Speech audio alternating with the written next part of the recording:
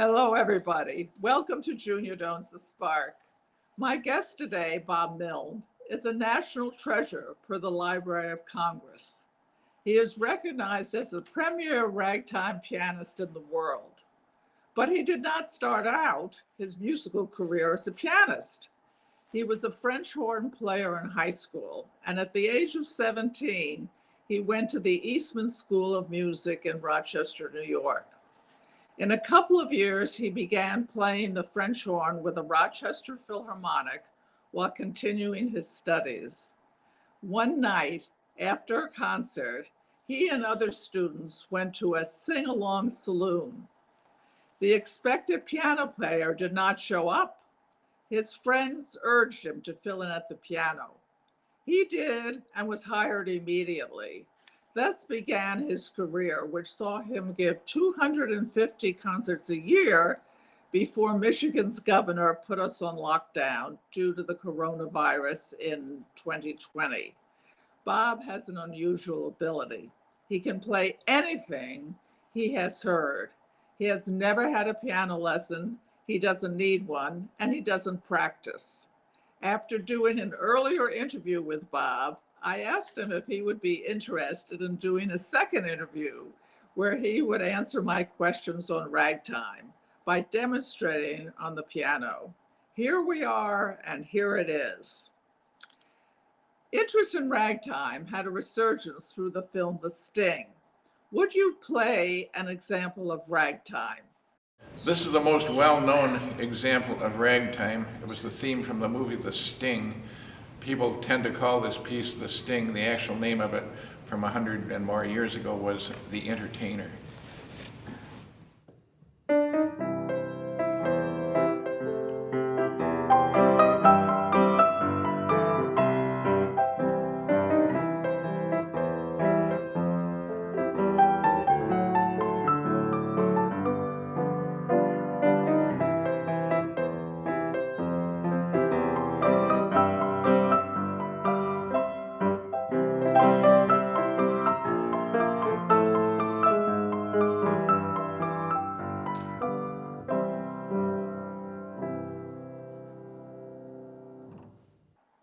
What is ragtime? How can you recognize it? Ragtime consists of hearing the beat in the left hand. What is the beat, you wonder? Well, if you're listening to a march, you'll hear it in the tuba.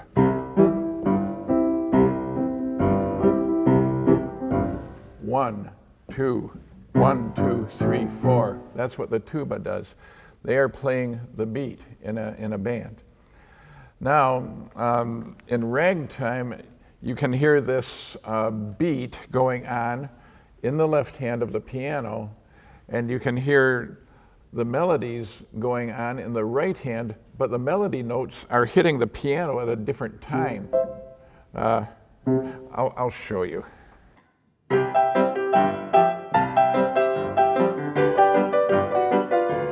One way that you can hear this is notice that when the right hand hits that last note, you hear the beat afterwards.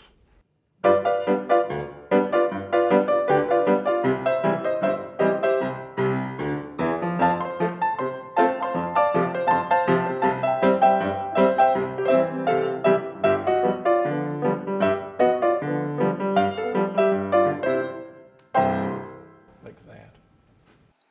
Where does ragtime come from? The rhythms of ragtime can be found in the Scottish reel and the Irish jigs. For instance, the old song, The Turkey and the Straw, is a reel, and you can hear in it where the right-hand melody is actually not hitting at the same time as the left hand, which is the beat. For instance, in The Turkey and the Straw, this song goes back into the 16 and possibly the 1500s.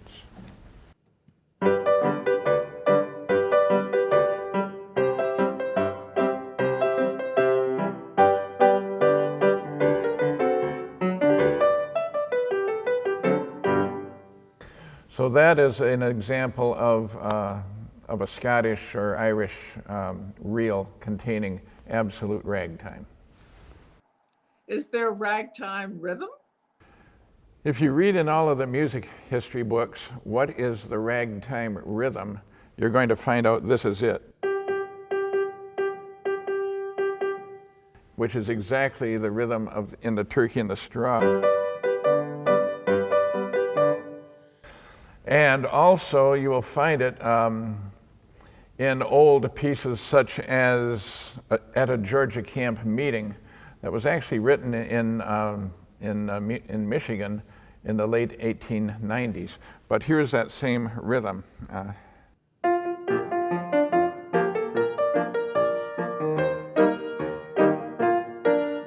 I'll do that again.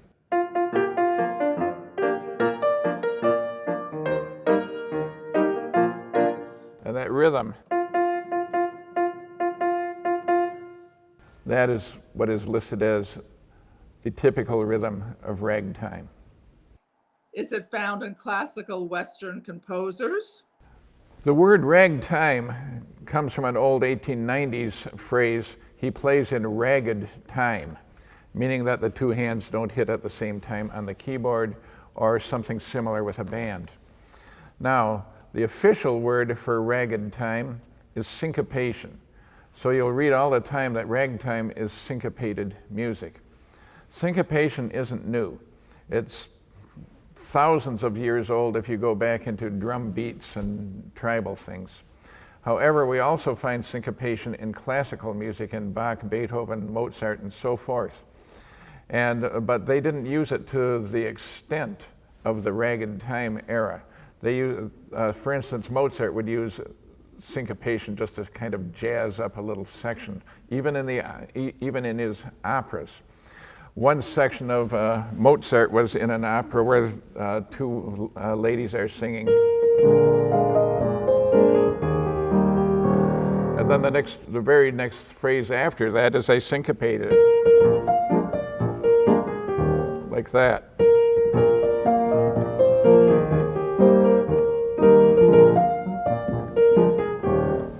So that was just a brief example of the classical era and how they might use syncopation. Is there any ragtime influence in what followed it? Big bands. People often wonder what is the difference between the ragtime era and the big band era. Well, they didn't. The big band era consisted of big bands playing popular music, such as things in ragged time. The rhythms of the big band era really didn't differ from the ragtime era. For instance, a famous rag was called the Dill Pickles rag, and listen to the rhythm of this.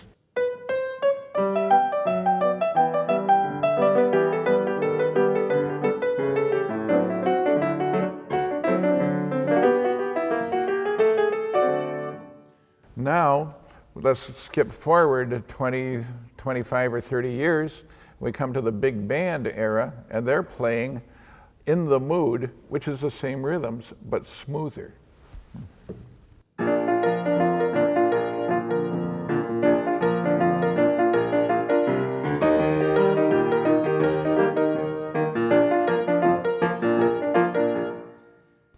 That is a great similarity of rhythms between the ragtime era and big band. Explain ragtime, blues, boogie woogie. What are the differences? Well, Louis Armstrong said there was no difference whatsoever. He said back in his day, they didn't even call these things boogies or blueses, they called them ragtime. However, I will show you that blues and boogies, which are the same thing, contain ragged time. You can identify a blues through the lyrics because someone will sing two lines with the same words. I woke up this morning, I didn't feel so good. I woke up this morning, I didn't feel so good. I'm going to go down to the cafe or something and then I will feel so good, something like that. But at any rate, if you listen to the music to it, you'll hear this is the rhythm, this is the beat to a blues. Notice that the right hand will be landing in between these beats.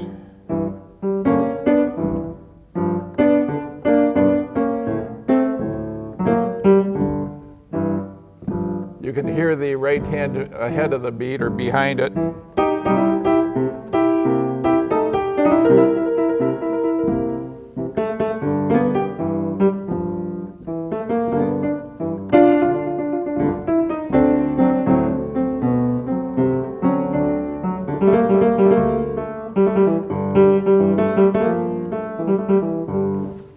Like that. Now also in a blues, you will hear where the left hand might walk up and down.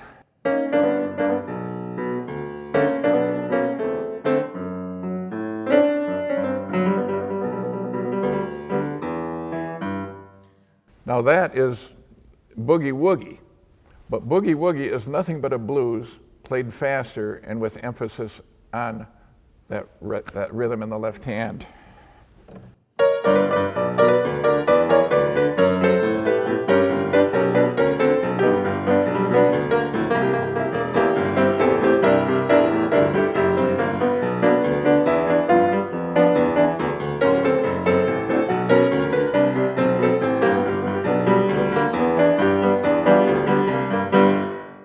Like that. Some classical composers use syncopation in chords. How did jazz do it differently? Well, it's a difference in the chord structure. You probably don't understand that, so I'll show you. First of all, the chord structure of ragtime is the same chord structure as the classical era of Beethoven and Mozart and all of them. For instance, if you listen to something of Beethoven's,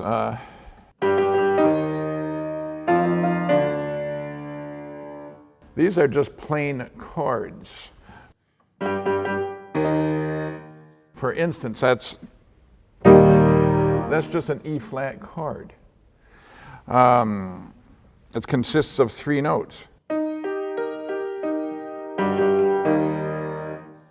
Now, jazz will add more notes to the chord. For instance, like that. You won't hear this in Beethoven. See what I mean?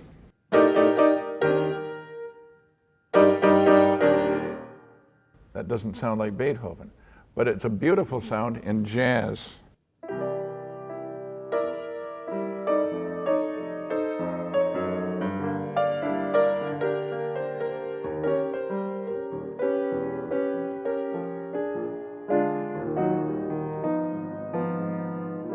See, though it's a different sounding chord from Beethoven, and it's a different sounding chord from ragtime. And what I'm trying to say here is that jazz started adding more notes to the chords than you heard in those previous 2. Is there a relationship amongst blues, boogie woogie, and rock and roll? Nothing. Let me show you. A blues will consist of 3 phrases where a singer sings the first 2 phrases with the same words, and a 3rd phrase, little tagline, we called it. For instance, in the St. Louis Blues, I hate to see that evening sun go down. Now the next verse is going to be the same words. It'll say, I said I hate to see that evening sun go down. Then a 3rd line, ever since my baby, she done left this town. Oh yeah. Well, now along the same lines, we hear Elvis doing this. You ain't nothing but a hound dog, crying all the time. 2nd verse, same words. You ain't nothing but a hound dog, crying all the time. Little tagline. You ain't never caught a rabbit and you ain't no friend of mine. There. Where did guitar country music, hillbilly music, come from?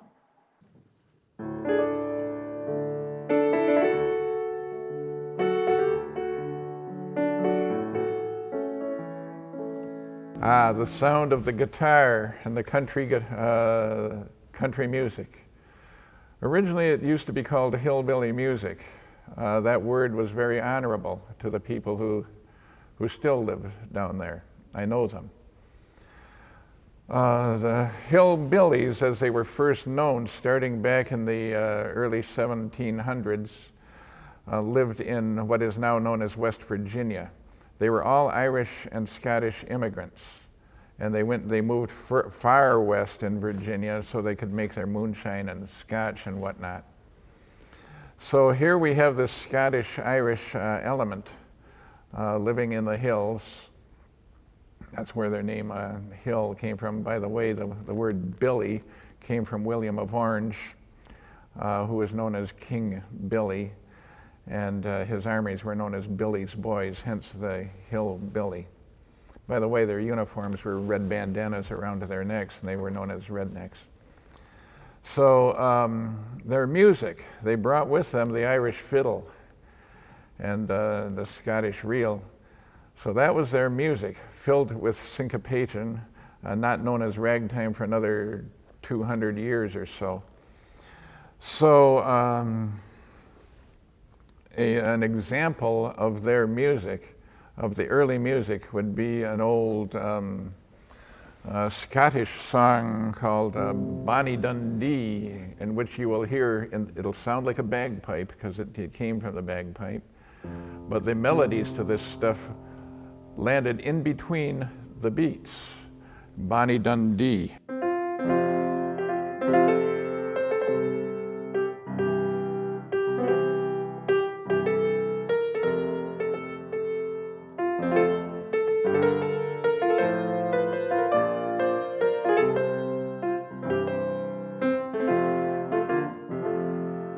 These little things, those things, that top note,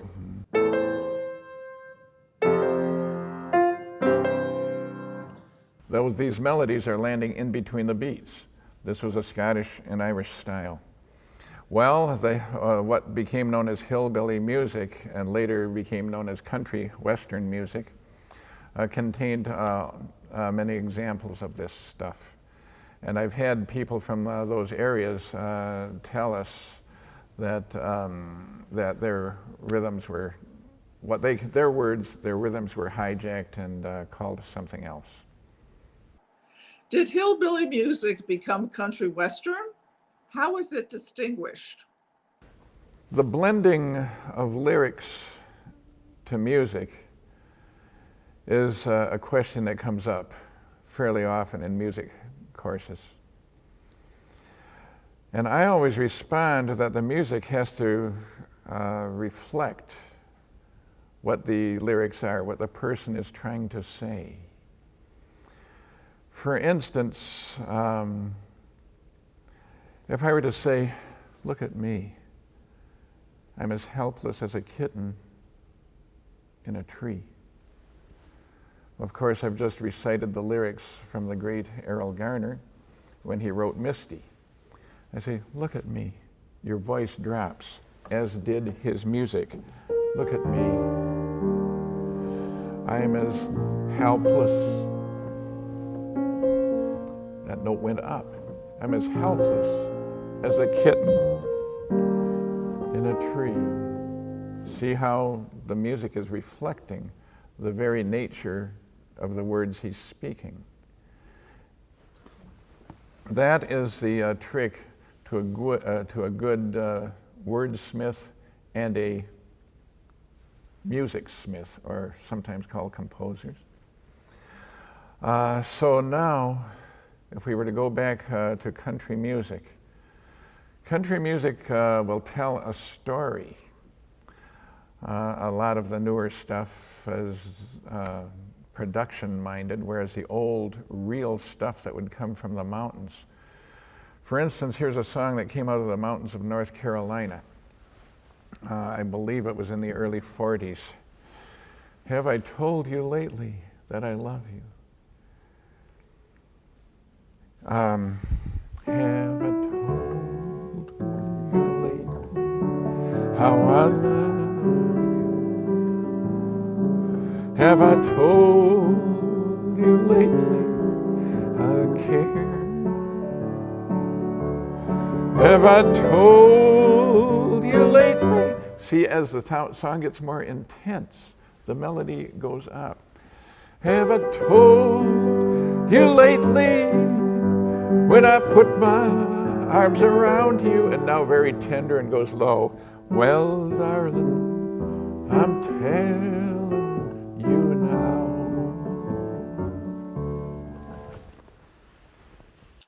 You are also a composer of an opera, The Legend of Sleepy Hollow. I used a lot of ragged time throughout the whole opera, 2 hours, 45 minutes.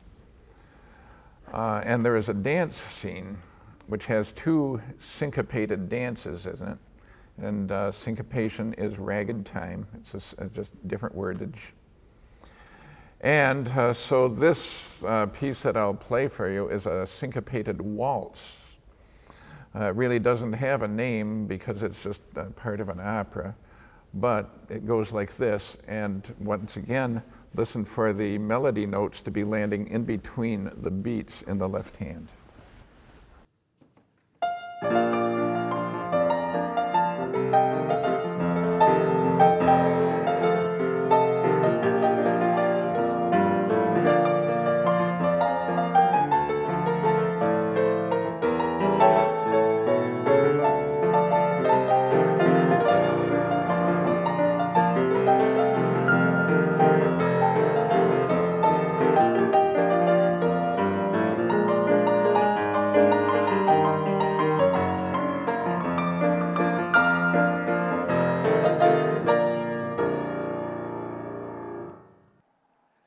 Is there a love song that you can play?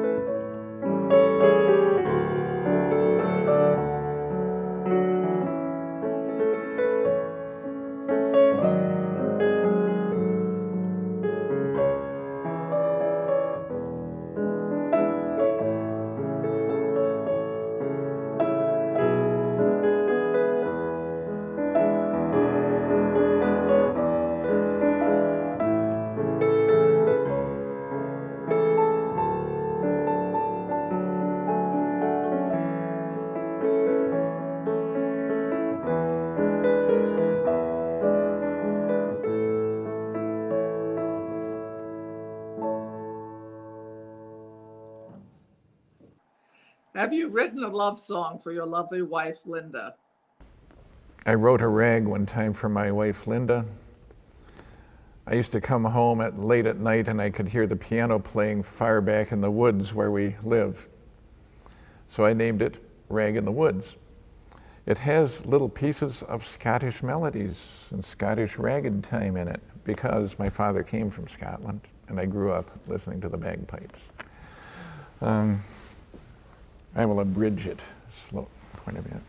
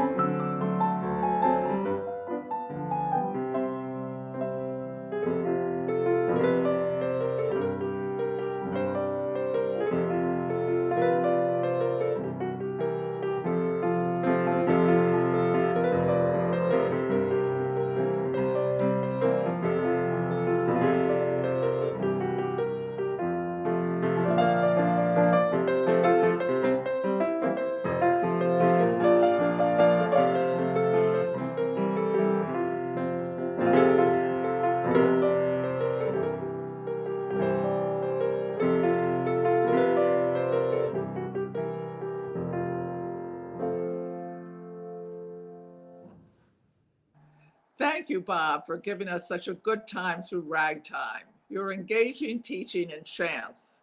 We hope to see you in Frankenmuth this summer for your annual Ragtime Festival, which you started and play in. Again, thank you, Bob, and thank you all for tuning in. Remember, do something kind for someone you know and someone you don't know today and every day, and we'll see you next time. To contact Junia, send her an email at juniadonsthespark@gmail.com. For more information, program schedules, and news about future guests, go to www.juniadonthespark.com. Thank you for joining us. See you next time on Junia Doan's The Spark.